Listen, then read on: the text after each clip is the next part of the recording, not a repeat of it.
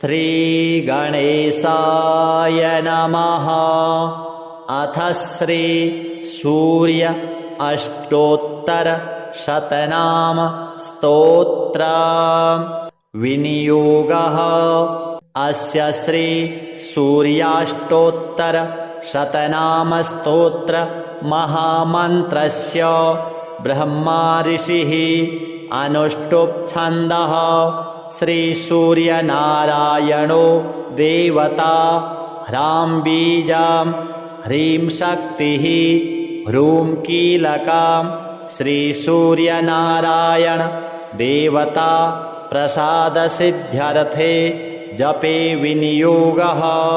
न्यासौ ॐ ह्रां अघोर श्री सूर्यनारायणाय अंगुष्ठाभ्यां नमः। हृदयाय नमः।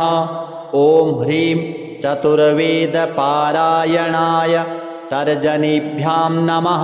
शिरसे स्वाहा। ॐ ह्रूं उग्रभयङ्कराय मध्यमाभ्यां नमः। शिखायै वषट्। ॐ ह्रीं श्री सूर्यनारायणाय अनामिकाभ्यां नमः। कवचाय हुं। ॐ ह्रौं कौपीनमौञ्जीधराय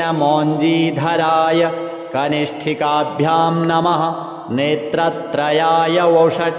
ॐ ह्रं सहस्रकिरणाय करतलकरपृष्ठाभ्यां नमः। अस्त्राय फट्। भूर्भुवस्वरोमिति दिग्बन्धः। ध्यानम् सुरगणपितृयक्षसेवितं ह्यसुरनिशाचरसिद्धवन्दितं वरकनकहुताशनप्रभं प्रणिपतितोऽस्मि हिताय भास्करं। लमिति पञ्चपूजां कृत्वा गुरुध्यानं कुर्यात्। सूर्योर्यमा भगस्त्वष्टा पूषार्कः सविता रविः। गभस्तिमानजः कालो मृत्युर्धाता प्रजापतिः। वैशम्पायन उवाच शृणुष्वावहितो राजन् शुचिर्भूत्वा समाहितः। क्षणं च कुरु राजेन्द्र गुह्यं वक्ष्यामि ते हितं। धौम्येन तु यथा प्रोक्तं पार्थाय सुमहात्मने। नाम्नाम् अष्टोत्तरं पुण्यं शतं तच्छृणु भूपते। सूर्योर्यमा भगस्त्वष्टा पूषार्कः सविता रविः। गभस्तिमानजः कालो मृत्युर्धाता प्रभाकरः। पृथिव्यापश्च तेजश्च खं वायुश्च परायणं। सोमो बृहस्पतिः शुक्रो बुधोऽङ्गारक एव च। इन्द्रो विवस्वान् दीप्तांशुः शुचिः शौरिः शनैश्चरः। ब्रह्मा विष्णुश्च रुद्रश्च स्कन्दो वैश्रवणो यमः। वैद्युतो जाठरश्चाग्निः इन्धनस्तेजसां पतिः। धर्मध्वजो वेदकर्ता वेदाङ्गो वेदवाहनः। कृतं त्रेता द्वापरश्च कलिः सर्वामराश्रयः। कलाकाष्ठा मुहूर्ताश्च पक्षा मासा ऋतुस्तथा। संवत्सरकरोऽश्वत्थः कालचक्रो विभावसुः। पुरुषः शाश्वतो योगी व्यक्ताव्यक्तः सनातनः। लोकाध्यक्षः प्रजाध्यक्षो विश्वकर्मा तमोनुदः। वरुणः सागरोषुश्च जीमूतो जीवनोरिह। भूताश्रयो भूतपतिः सर्वलोकनमस्कृतः। स्रष्टा संवर्तको वह्निः सर्वस्यादिर्लोलुपः। अनन्तः कपिलो भानुः कामदः सर्वतोमुखः। जयो विशालो वरदः सर्वधातुनिषेचिता मनः सुपर्णो भूतादिः शीघ्रगः प्राणधारणः धन्वन्तरिर्धूमकेतुः आदिदेवोदितेः सुतः द्वादशात्मारविन्दाक्षः पिता माता पितामहः स्वर्गद्वारं प्रजाद्वारं मोक्षद्वारं त्रिविष्टपं देहकर्ता प्रशान्तात्मा विश्वात्मा विश्वतोमुखः चराचरात्मा सूक्ष्मात्मा मैत्रेण वपुषान्वितः एतद्वै कीर्तनीयस्य सूर्यस्येव महात्मनः नाम्नाम् 800 पुण्यं शक्रेणोक्तं महात्मना शक्राच्च नारदः प्राप्तो धौम्यश्च तदनन्तरं धौम्याद्युधिष्ठिरः प्राप्य सर्वान् कामान् वाप्तवान् सुरपितृगणयक्षसेवितं ह्यसुरनिशाचरसिद्धवन्दितं वरकनकहुताशनप्रभं त्वमपि मनस्यभिधेहि भास्करं सूर्योदये यस्तु समाहितः पठेत् सपुत्रलाभं धनरत्नसञ्चयान् लभेत जातिस्मरतां सदा नरः स्मृतिं च मेधां च स विन्दते पराम् इमं स्तवं देववरस्य यो नरः प्रकीर्तयेच्छुचिसुमनाः समाहितः विमुच्यते शोकदवाग्निसागराल् लभेत् कामान् मनसा यथेप्सितान् स्वरभुवरभूरोमिति दिग्विमोकः हरिः ॐ तत्सत् श्री सूर्यनारायण परब्रह्मार्पणमस्तु। वैशम्पायन उवाच शृणुष्वावहितो राजन् शुचिर्भूत्वा समाहितः क्षणं च कुरु राजेन्द्र गुह्यं वक्ष्यामि ते हितं धौम्येन तु यथा प्रोक्तं पार्थाय सुमहात्मने नाम्नाम् 800 पुण्यं 100 तच्छृणु भूपते सूर्योर्यमा भगस्त्वष्टा पूषार्कः सविता रविः गभस्तिमानजः कालो मृत्युर्धाता प्रभाकरः पृथिव्यापश्च तेजश्च खं वायुश्च परायणं सोमो बृहस्पतिः शुक्रो बुधोऽङ्गारक एव च इन्द्रो विवस्वान् दीप्तांशुः शुचिः शौरिः शनैश्चरः ब्रह्मा विष्णुश्च रुद्रश्च स्कन्दो वैश्रवणो यमः वैद्युतो जाठरश्चाग्निः इन्धनस्तेजसां पतिः धर्मध्वजो वेदकर्ता वेदाङ्गो वेदवाहनः कृतं त्रेता द्वापरश्च कलिः सर्वामराश्रयः कलाकाष्ठा मुहूर्ताश्च पक्षामासा ऋतुस्तथा संवत्सरकरोऽश्वत्थः कालचक्रो विभावसुः पुरुषः शाश्वतो योगी व्यक्ताव्यक्तः सनातनः लोकाध्यक्षः प्रजाध्यक्षो विश्वकर्मा तमोनुदः वरुणः सागरोषुश्च जीमूतो जीवनोरिह भूताश्रयो भूतपतिः सर्वलोकनमस्कृतः स्रष्टा संवर्तको वह्निः सर्वस्यादिर्लोलुपः अनन्तः कपिलो भानुः कामदः सर्वतोमुखः जयो विशालो वरदः सर्वधातुनिषेचिता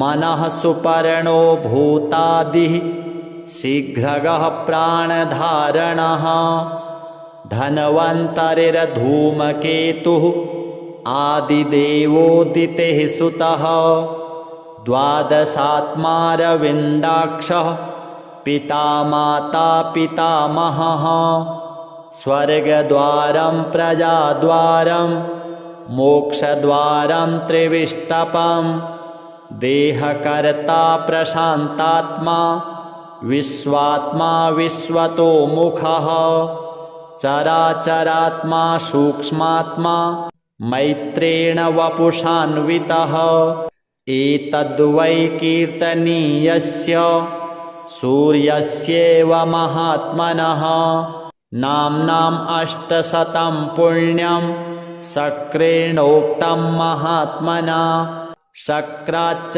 नारदः प्राप्तो धौम्यश्च तदनन्तरं धौम्याद्युधिष्ठिरः प्राप्य सर्वान् कामान् वाप्तवान् सुरपितृगणयक्षसेवितं ह्यसुरनिशाचरसिद्धवन्दितं वरकनकहुताशनप्रभं त्वमपि मनस्यभिधेहि भास्करं सूर्योदये यस्तु समाहितः पठेत् सपुत्रलाभं धनरत्नसञ्चयान् लभेत जातिस्मरतां सदा नरः स्मृतिं च मेधां च स विन्दते पराम् इमं स्तवं देववरस्य यो नरः प्रकीर्तयेच्छुचिसुमनाः समाहितः विमुच्यते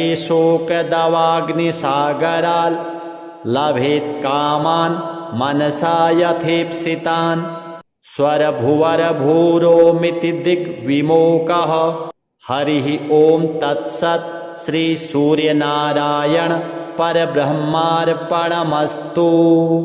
वैशम्पायन उवाच शृणुष्वावहितो राजन् शुचिर्भूत्वा समाहितः क्षणं च कुरु राजेन्द्र गुह्यं वक्ष्यामि ते हितं धौम्येन तु यथा प्रोक्तं पार्थाय सुमहात्मने नाम्नाम् 800 पुण्यं 100 तच्छृणु भूपते सूर्योर्यमा भगस्त्वष्टा पूषार्कः सविता रविः गभस्तिमानजः कालो मृत्युर्धाता प्रभाकरः पृथिव्यापश्च तेजश्च खं वायुश्च परायणं सोमो बृहस्पतिः शुक्रो बुधोऽङ्गारक एव च इन्द्रो विवस्वान् दीप्तांशुः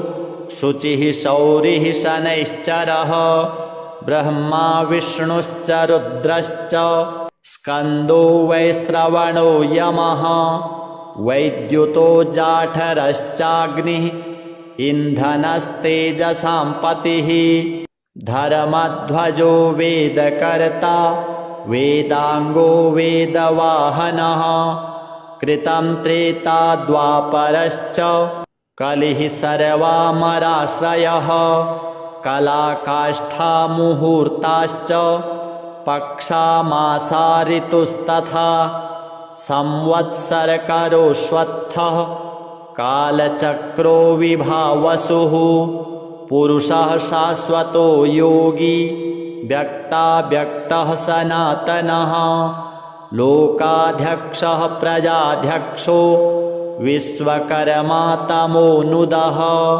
वरुणः सागरोषुश्च जीमूतो जीवनोरिह भूताश्रयो भूतपतिः सर्वलोकनमस्कृतः स्रष्टा संवर्तको वह्निः सर्वस्यादिर्लोलुपः अनन्तः कपिलो भानुः कामदः सर्वतोमुखः जयो विशालो वरदः सर्वधातुनिषेचिता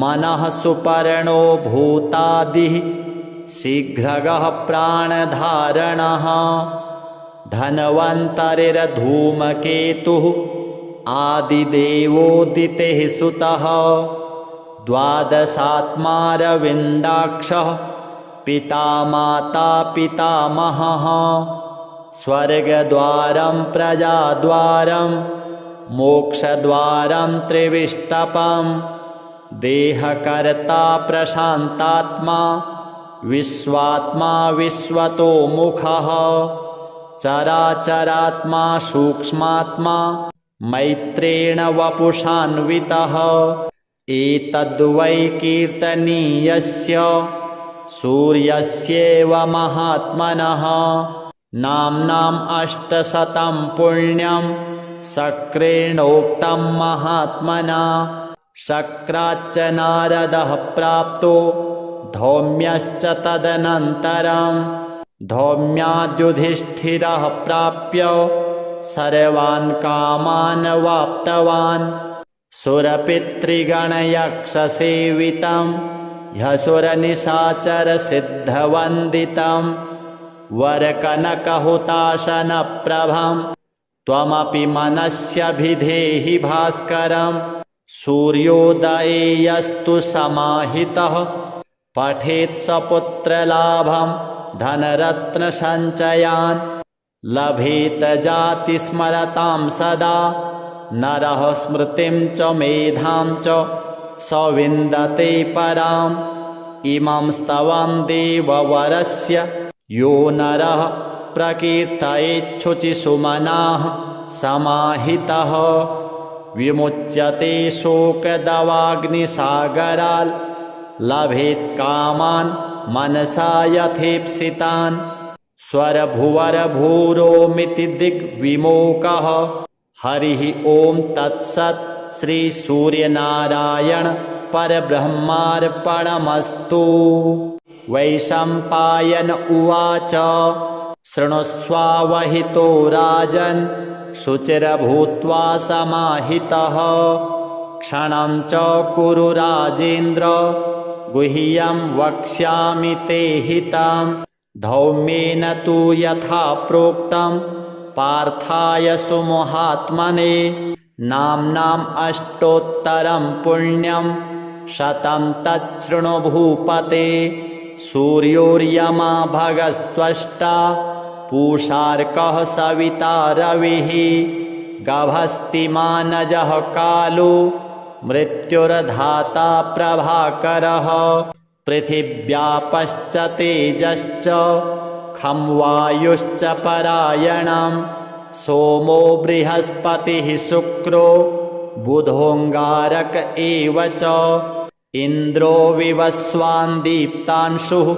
शुचिः शौरिः शनैश्चरः ब्रह्मा विष्णुश्च रुद्रश्च स्कन्दो वैश्रवणो यमः वैद्युतो जाठरश्चाग्निः इन्धनस्तेजसां पतिः धर्मध्वजो वेदकर्ता वेदाङ्गो वेदवाहनः कृतं त्रेता द्वापरश्च कलिः सर्वामराश्रयः कलाकाष्ठा मुहूर्ताश्च पक्षा मासा ऋतुस्तथा संवत्सरकरोऽश्वत्थः कालचक्रो विभावसुः पुरुषः शाश्वतो योगी व्यक्ताव्यक्तः सनातनः लोकाध्यक्षः प्रजाध्यक्षो विश्वकर्मा तमोनुदः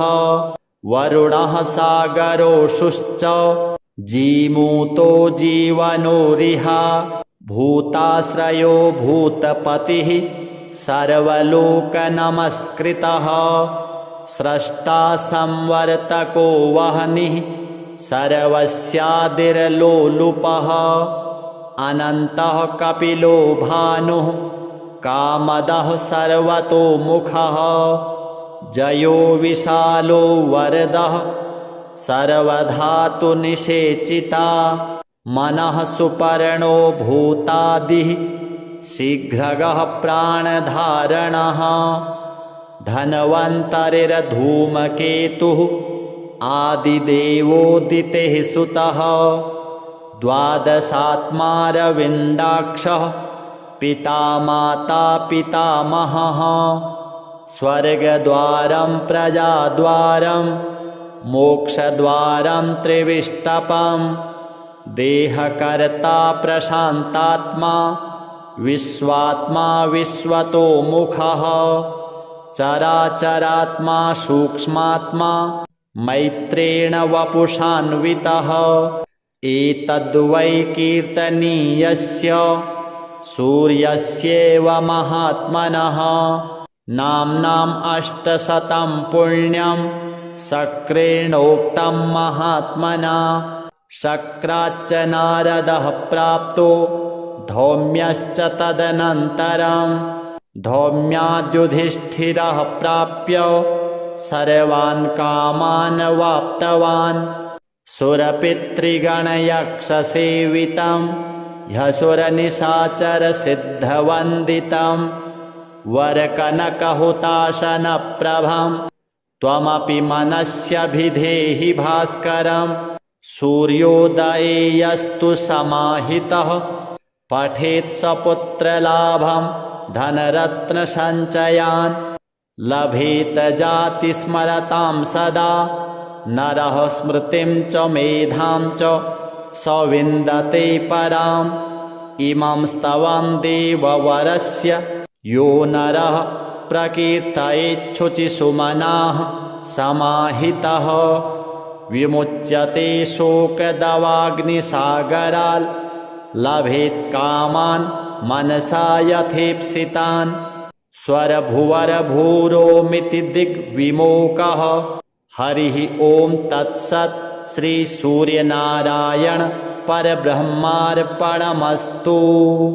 वैशम्पायन उवाच शृणुष्वावहितो राजन् शुचिर्भूत्वा समाहितः क्षणं च कुरु राजेन्द्र गुह्यं वक्ष्यामि ते हितं धौम्येन तु यथा प्रोक्तं पार्थाय सुमहात्मने नाम्नाम् 800 पुण्यं 100 तच्छृणु भूपते सूर्योर्यमा भगस्त्वष्टा पूषार्कः सविता रविः गभस्तिमानजः कालो मृत्युर्धाता प्रभाकरः पृथिव्यापश्च तेजश्च खं वायुश्च परायणं सोमो बृहस्पतिः शुक्रो बुधोऽङ्गारक एव च इन्द्रो विवस्वान् दीप्तांशुः शुचिः शौरिः शनैश्चरः ब्रह्मा विष्णुश्च रुद्रश्च स्कन्दो वैश्रवणो यमः वैद्युतो जाठरश्चाग्निः इन्धनस्तेजसां पतिः धर्मध्वजो वेदकर्ता वेदाङ्गो वेदवाहनः कृतं त्रेता द्वापरश्च कलिः सर्वामराश्रयः कलाकाष्ठा मुहूर्ताश्च पक्षा मासा ऋतुस्तथा संवत्सरकरोऽश्वत्थः कालचक्रो विभावसुः पुरुषः शाश्वतो योगी व्यक्ताव्यक्तः सनातनः लोकाध्यक्षः प्रजाध्यक्षो विश्वकर्मा तमोनुदः वरुणः सागरोषुश्च जीमूतो जीवनोरिह भूताश्रयो भूतपतिः सर्वलोकनमस्कृतः स्रष्टा संवर्तको वह्निः सर्वस्यादिर्लोलुपः अनन्तः कपिलो भानुः कामदः सर्वतोमुखः जयो विशालो वरदः सर्वधातुनिषेचिता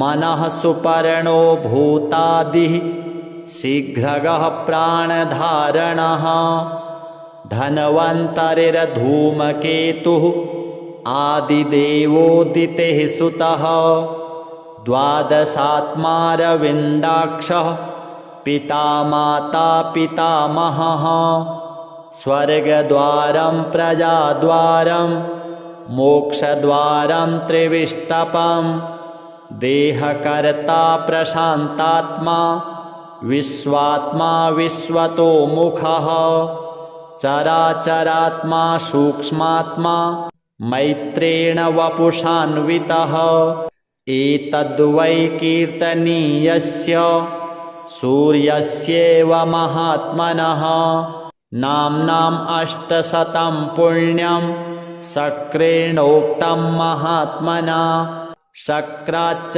नारदः प्राप्तो धौम्यश्च तदनन्तरं धौम्याद्युधिष्ठिरः प्राप्य सर्वान् कामान् वाप्तवान् सुरपितृगणयक्षसेवितं ह्यसुरनिशाचरसिद्धवन्दितं वरकनकहुताशनप्रभं त्वमपि मनस्यभिधेहि भास्करं सूर्योदये यस्तु समाहितः पठेत् स पुत्रलाभं धनरत्नसञ्चयान् लभेत जातिस्मरतां सदा नरः स्मृतिं च मेधां च स विन्दते पराम् इमं स्तवं देववरस्य यो नरः प्रकीर्तयेच्छुचिसुमनाः समाहितः विमुच्यते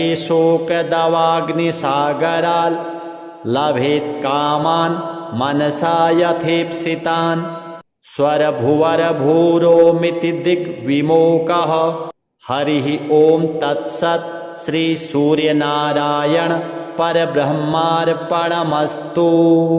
वैशम्पायन उवाच शृणुष्वावहितो राजन् शुचिर्भूत्वा समाहितः क्षणं च कुरु राजेन्द्र गुह्यं वक्ष्यामि ते हितं धौम्येन तु यथा प्रोक्तं पार्थाय सुमहात्मने नाम्नाम् 800 पुण्यं 100 तच्छृणु भूपते सूर्योर्यमा भगस्त्वष्टा पूषार्कः सविता रविः गभस्तिमानजः कालो मृत्युर्धाता प्रभाकरः पृथिव्यापश्च तेजश्च खं वायुश्च परायणं सोमो बृहस्पतिः शुक्रो बुधोऽङ्गारक एव च इन्द्रो विवस्वान् दीप्तांशुः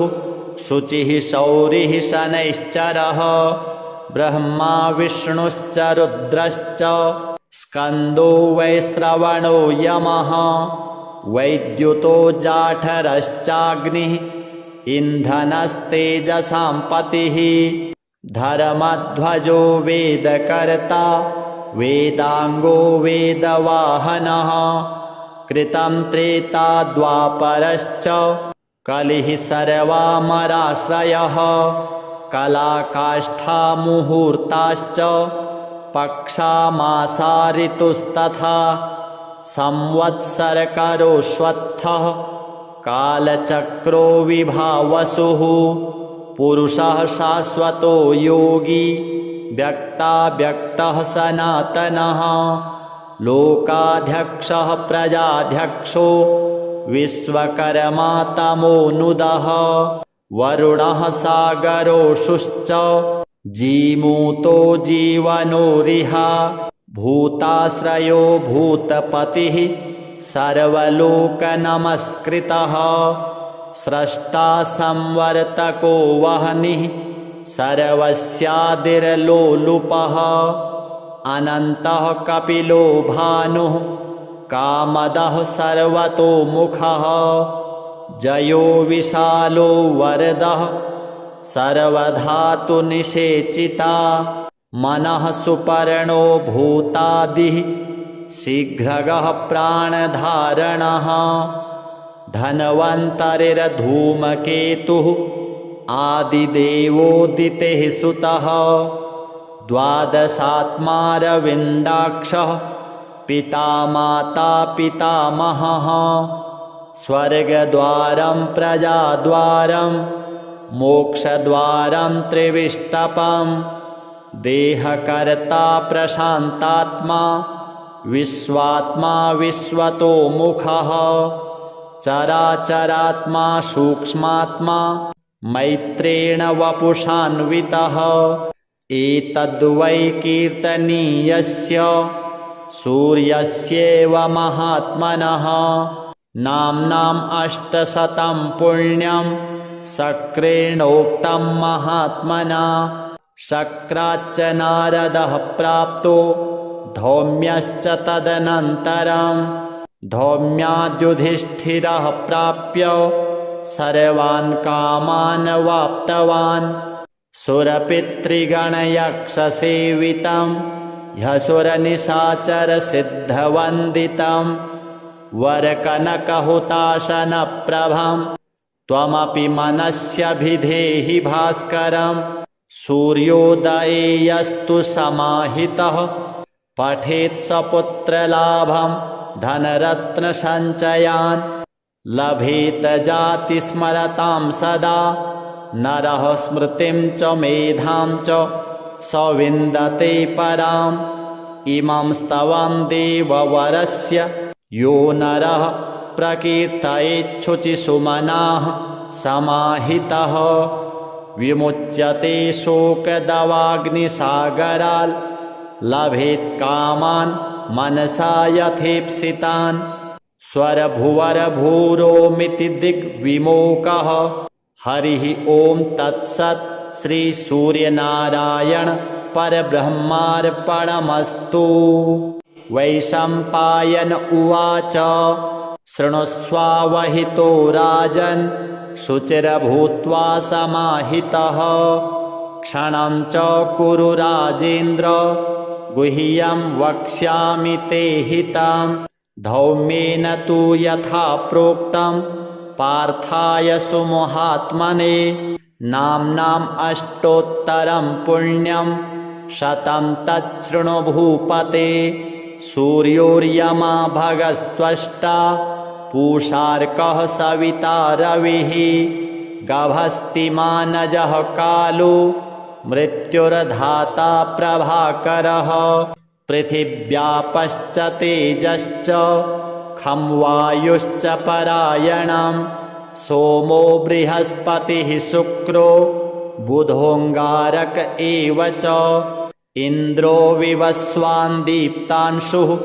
शुचिः शौरिः शनैश्चरः ब्रह्मा विष्णुश्च रुद्रश्च स्कन्दो वैश्रवणो यमः वैद्युतो जाठरश्चाग्निः इन्धनस्तेजसां पतिः धर्मध्वजो वेदकर्ता वेदाङ्गो वेदवाहनः कृतं त्रेता द्वापरश्च कलिः सर्वामराश्रयः कलाकाष्ठा मुहूर्ताश्च पक्षा मासा ऋतुस्तथा संवत्सरकरोऽश्वत्थः कालचक्रो विभावसुः पुरुषः शाश्वतो योगी व्यक्ताव्यक्तः सनातनः लोकाध्यक्षः प्रजाध्यक्षो विश्वकर्मा तमोनुदः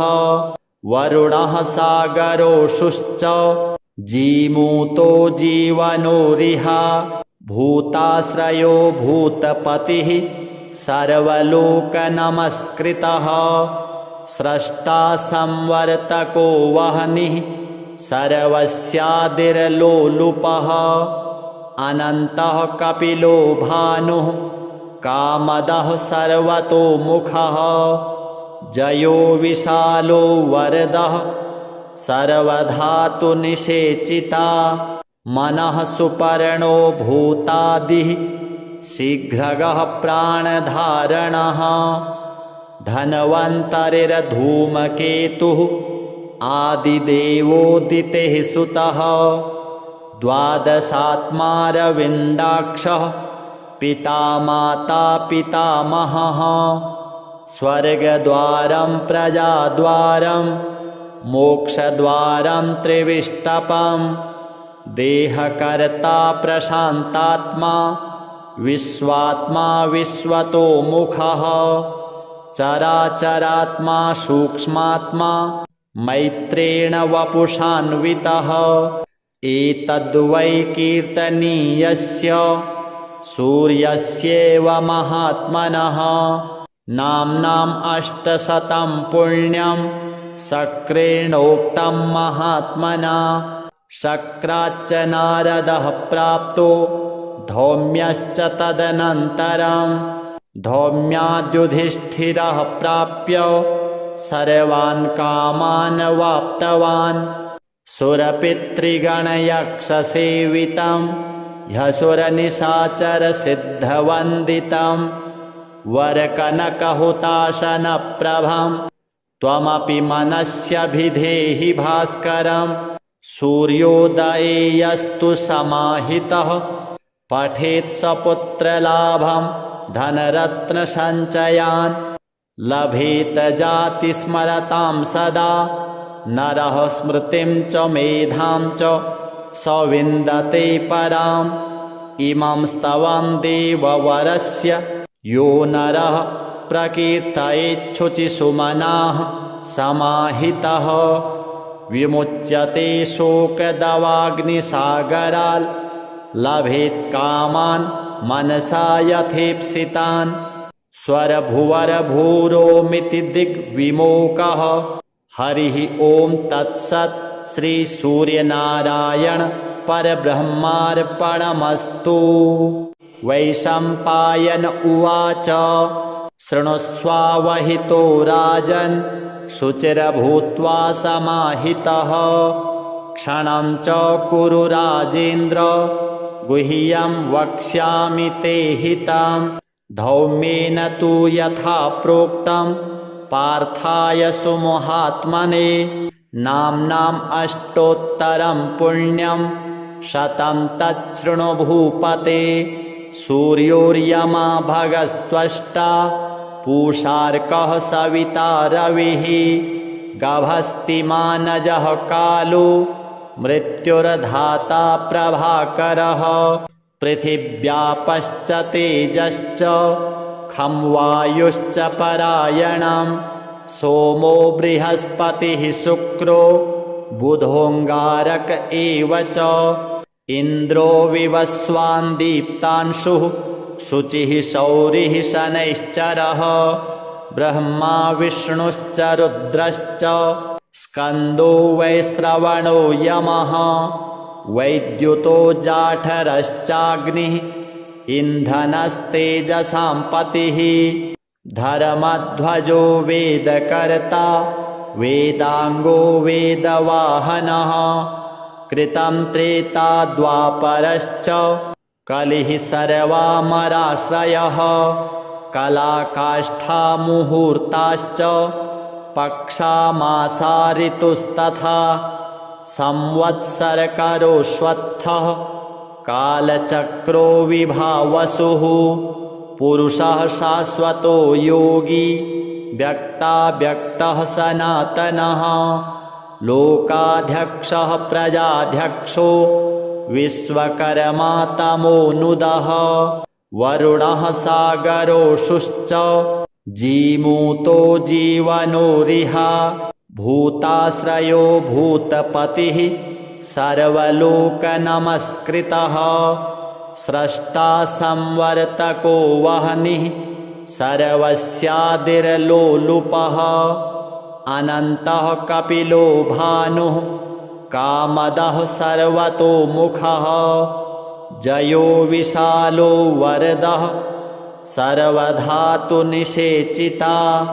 मनः सुपर्णो भूतादिः शीघ्रगः प्राणधारणः धन्वन्तरिर्धूमकेतुः आदिदेवोदितेः सुतः द्वादशात्मारविन्दाक्षः पिता माता पितामहः स्वर्गद्वारं प्रजाद्वारं मोक्षद्वारं त्रिविष्टपं देहकर्ता प्रशान्तात्मा विश्वात्मा विश्वतोमुखः चराचरात्मा सूक्ष्मात्मा मैत्रेण वपुषान्वितः एतद्वै कीर्तनीयस्य सूर्यस्येव महात्मनः नाम्नाम् 800 पुण्यं शक्रेणोक्तं महात्मना शक्राच्च नारदः प्राप्तो धौम्यश्च तदनन्तरं धौम्याद्युधिष्ठिरः प्राप्य सर्वान् कामान् वाप्तवान् सुरपितृगणयक्षसेवितं ह्यसुरनिशाचरसिद्धवन्दितं वरकनकहुताशनप्रभं त्वमपि मनस्यभिधेहि भास्करं सूर्योदये यस्तु समाहितः पठेत् सपुत्रलाभं धनरत्नसञ्चयान् लभेत जातिस्मरतां सदा नरः स्मृतिं च मेधां च स विन्दते पराम् इमं स्तवं देववरस्य यो नरः प्रकीर्तयेच्छुचिसुमनाः समाहितः विमुच्यते शोकदवाग्निसागराल् लभेत् कामान् मनसा यथेप्सितान् स्वरभुवरभूरोमिति दिग्विमोकः हरिः ॐ तत्सत् श्रीसूर्यनारायण परब्रह्मार्पणमस्तु। वैशम्पायन उवाच शृणुष्वावहितो राजन् शुचिर्भूत्वा समाहितः क्षणं च कुरु राजेन्द्र गुह्यं वक्ष्यामि ते हितं धौम्येन तु यथा प्रोक्तं पार्थाय सुमहात्मने नाम्नाम् 800 पुण्यं 100 तच्छृणु भूपते सूर्योर्यमा भगस्त्वष्टा पूषार्कः सविता रविः गभस्तिमानजः कालो मृत्युर्धाता प्रभाकरः पृथिव्यापश्च तेजश्च खं वायुश्च परायणं सोमो बृहस्पतिः शुक्रो बुधोऽङ्गारक एव च इन्द्रो विवस्वान् दीप्तांशुः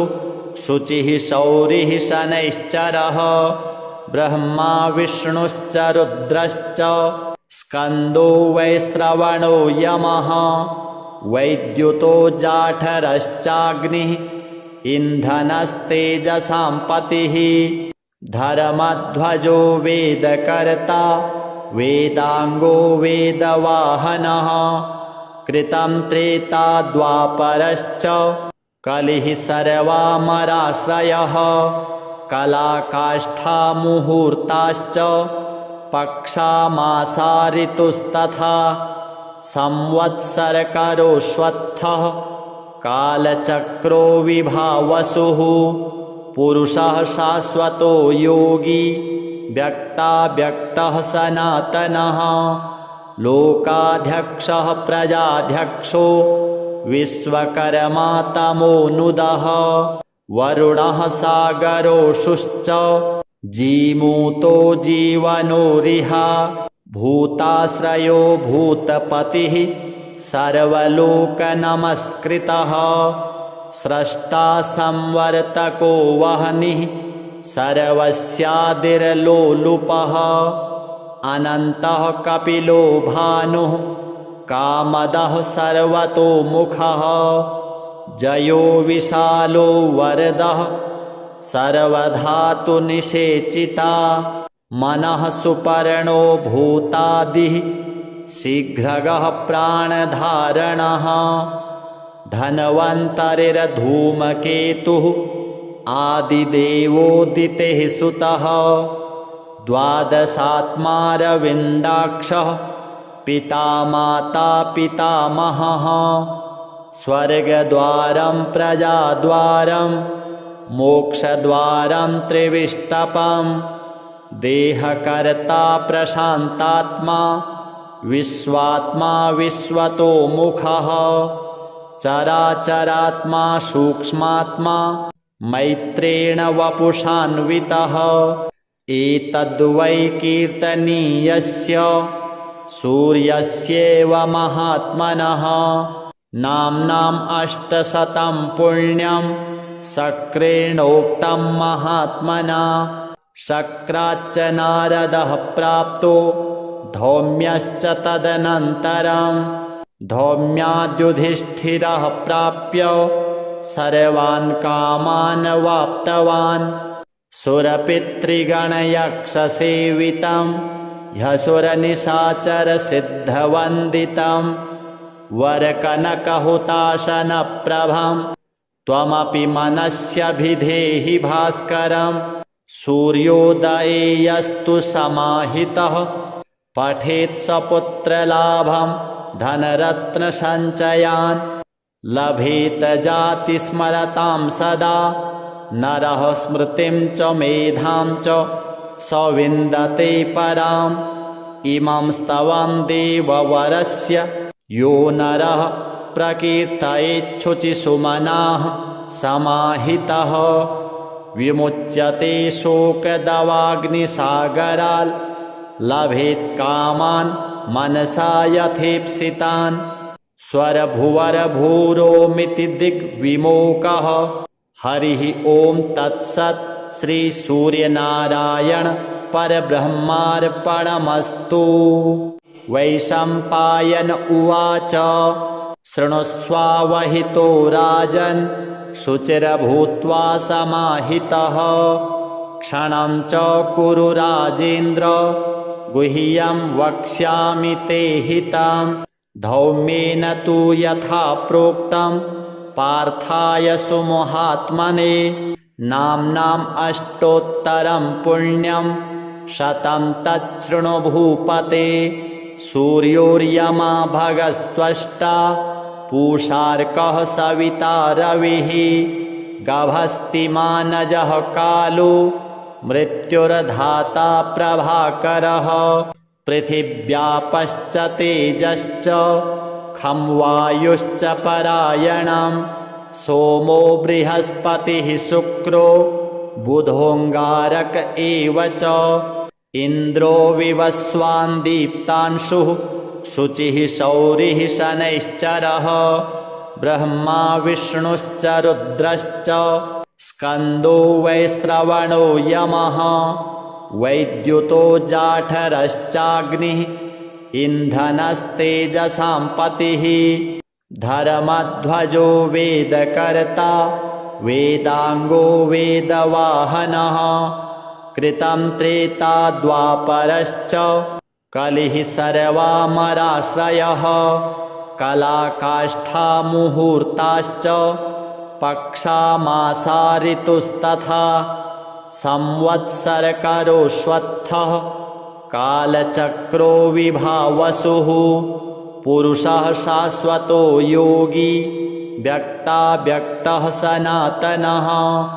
लोकाध्यक्षः प्रजाध्यक्षो विश्वकर्मा तमोनुदः। वरुणः सागरोषुश्च जीमूतो जीवनोरिह। भूताश्रयो भूतपतिः सर्वलोकनमस्कृतः। स्रष्टा संवर्तको वह्निः सर्वस्यादिर्लोलुपः।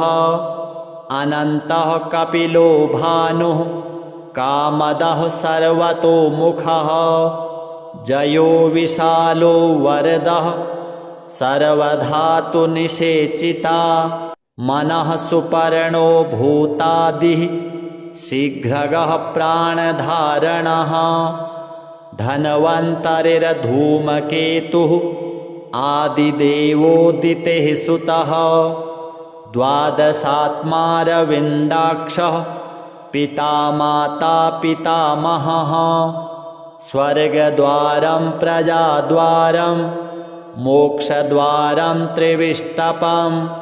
देहकर्ता प्रशान्तात्मा विश्वात्मा विश्वतोमुखः। चराचरात्मा सूक्ष्मात्मा मैत्रेण वपुषान्वितः। एतद्वै कीर्तनीयस्य सूर्यस्येव महात्मनः। नाम्नाम् 800 पुण्यं शक्रेणोक्तं महात्मना। शक्राच्च नारदः प्राप्तो धौम्यश्च तदनन्तरं धौम्याद्युधिष्ठिरः प्राप्य सर्वान् कामान् वाप्तवान् सुरपितृगणयक्षसेवितं ह्यसुरनिशाचरसिद्धवन्दितं वरकनकहुताशनप्रभं त्वमपि मनस्यभिधेहि भास्करं सूर्योदये यस्तु समाहितः पठेत् सपुत्रलाभं धनरत्नसञ्चयान् लभेत जातिस्मरतां सदा नरः स्मृतिं च मेधां च स विन्दते पराम् इमं स्तवं देववरस्य यो नरः प्रकीर्तयेच्छुचिसुमनाः समाहितः विमुच्यते शोकदवाग्निसागराल् लभेत् कामान् मनसा यथेप्सितान् स्वरभुवरभूरोमिति दिग्विमोकः हरिः ॐ तत्सत् श्रीसूर्यनारायण परब्रह्मार्पणमस्तु। वैशम्पायन उवाच शृणुष्वावहितो राजन् शुचिर्भूत्वा समाहितः क्षणं च कुरु राजेन्द्र गुह्यं वक्ष्यामि ते हितं धौम्येन तु यथा प्रोक्तं पार्थाय सुमहात्मने नाम्नाम् अष्टोत्तरं पुण्यं शतं तच्छृणु भूपते सूर्योर्यमा भगस्त्वष्टा पूषार्कः सविता रविः गभस्तिमानजः कालो मृत्युर्धाता प्रभाकरः पृथिव्यापश्च तेजश्च खं वायुश्च परायणं सोमो बृहस्पतिः शुक्रो बुधोऽङ्गारक एव च इन्द्रो विवस्वान् दीप्तांशुः शुचिः शौरिः शनैश्चरः ब्रह्मा विष्णुश्च रुद्रश्च स्कन्दो वैश्रवणो यमः वैद्युतो जाठरश्चाग्निः इन्धनस्तेजसां पतिः धर्मध्वजो वेदकर्ता वेदाङ्गो वेदवाहनः कृतं त्रेता द्वापरश्च कलिः सर्वामराश्रयः कलाकाष्ठा मुहूर्ताश्च पक्षामासा ऋतुस्तथा संवत्सरकरोऽश्वत्थः कालचक्रो विभावसुः पुरुषः शाश्वतो योगी व्यक्ताव्यक्तः सनातनः लोकाध्यक्षः प्रजाध्यक्षो विश्वकर्मा तमोनुदः वरुणः सागरोषुश्च जीमूतो जीवनोरिह भूताश्रयो भूतपतिः सर्वलोकनमस्कृतः स्रष्टा संवर्तको वह्निः सर्वस्यादिर्लोलुपः अनन्तः कपिलो भानुः कामदः सर्वतोमुखः जयो विशालो वरदः सर्वधातुनिषेचिता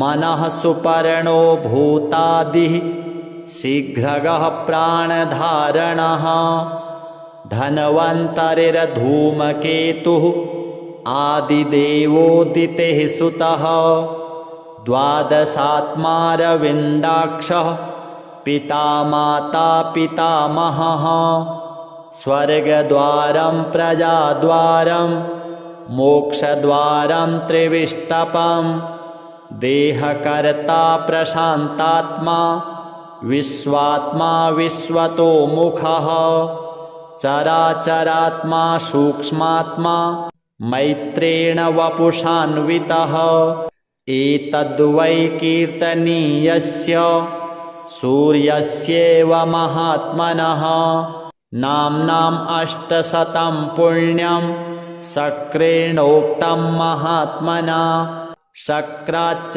नारदः प्राप्तो धौम्यश्च तदनन्तरं धौम्याद्युधिष्ठिरः प्राप्य सर्वान् कामान् वाप्तवान् सुरपितृगणयक्षसेवितं ह्यसुरनिशाचरसिद्धवन्दितं वरकनकहुताशनप्रभं त्वमपि मनस्यभिधेहि भास्करं सूर्योदये यस्तु समाहितः पठेत् स पुत्रलाभं धनरत्नसञ्चयान् लभेत जातिस्मरतां सदा नरः स्मृतिं च मेधां च स विन्दते पराम् इमं स्तवं देववरस्य यो नरः प्रकीर्तयेच्छुचिसुमनाः समाहितः विमुच्यते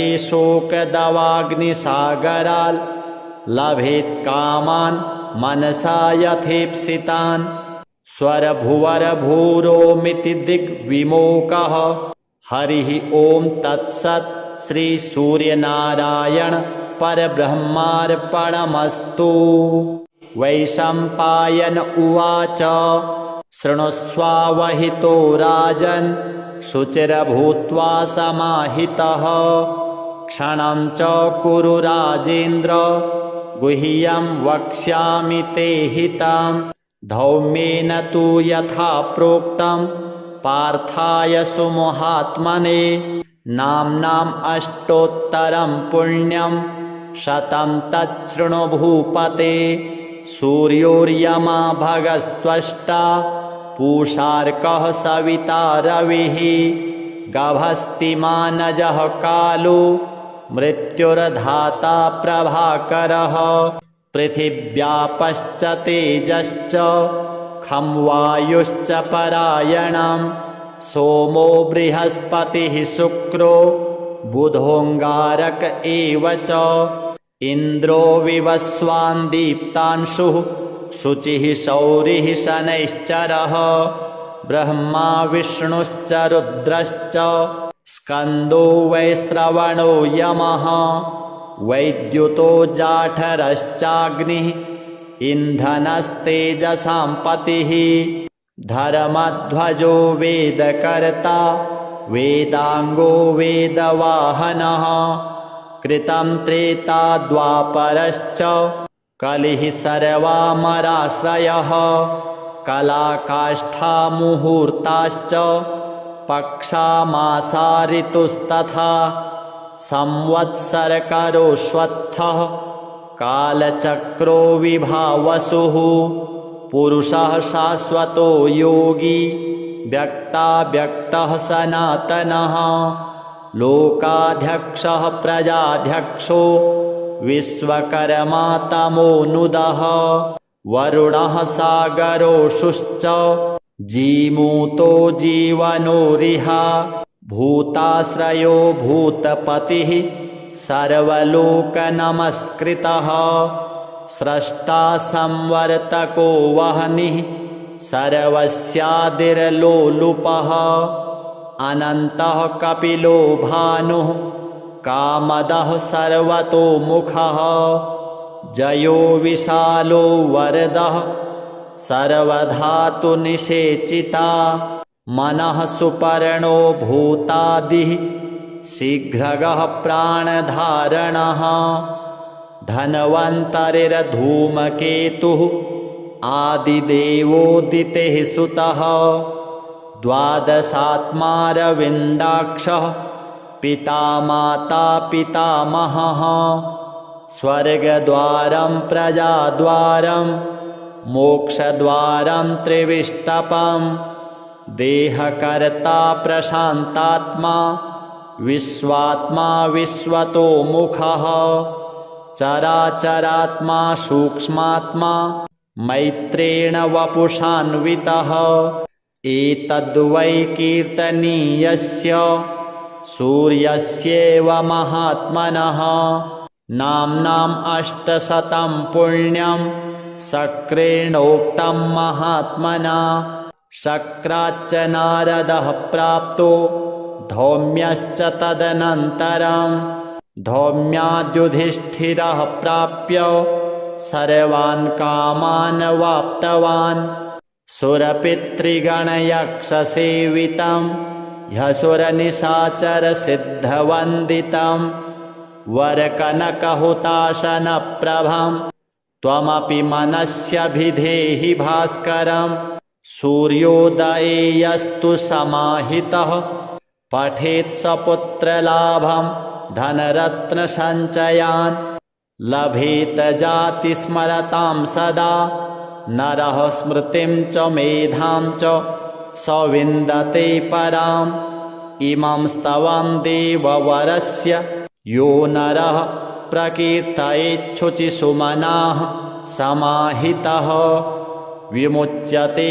शोकदवाग्निसागराल् लभेत् कामान् मनसा यथेप्सितान् स्वरभुवरभूरोमिति दिग्विमोकः हरिः ॐ तत्सत् श्रीसूर्यनारायण परब्रह्मार्पणमस्तु।